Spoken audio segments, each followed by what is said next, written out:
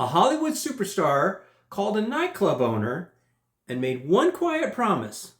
What happened next changed music history forever. Hey, welcome back to the DARIN Show. Today I'm going to talk to you a little bit about Ella Fitzgerald and Marilyn Monroe. Now, in 1955, Ella Fitzgerald was already being called the First Lady of Song. Anyone who had ever heard her voice understood why. She could do things with melody that left audiences breathless, stretching notes, bending time, turning every lyric into something felt written just for the listener in front of her.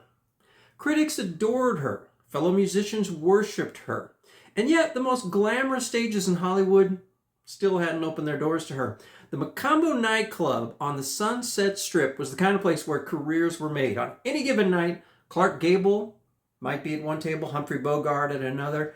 The press followed its guest list like a weather report.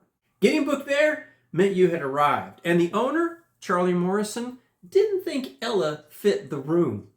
Not because of any lack of talent, mind you. He simply didn't believe that she had the kind of star power that would fill his seats. Marilyn Monroe heard about it and quietly picked up the phone. Now, Marilyn had become a devoted fan of Ella's voice years earlier, even studying her recordings as part of her own vocal training. She'd seen Ella perform live and believed with absolute conviction that this was an artist the world needed to see, to hear on the biggest stages available. So Marilyn called Morrison directly and made him a simple, irresistible offer.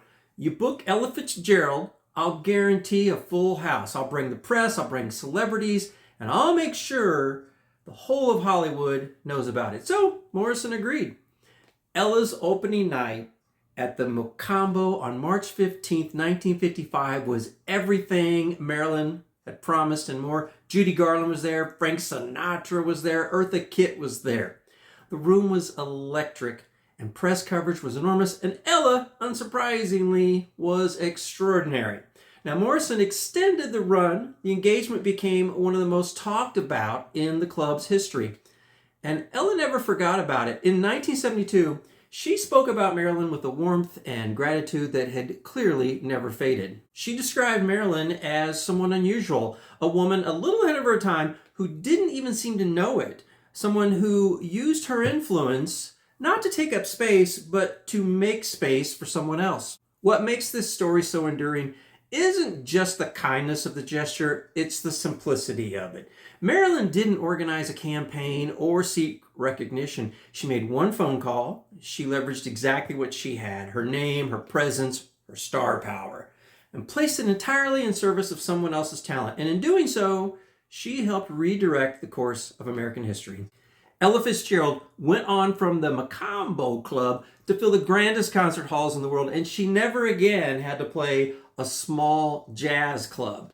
And somewhere at the start of that journey, there was a phone call most people never even knew happened, from a woman who simply believed that greatness deserved to be heard. Some of the most important acts of change don't come with speeches or headlines. They come quietly, with a single decision by someone who had the power to act and chose to use it.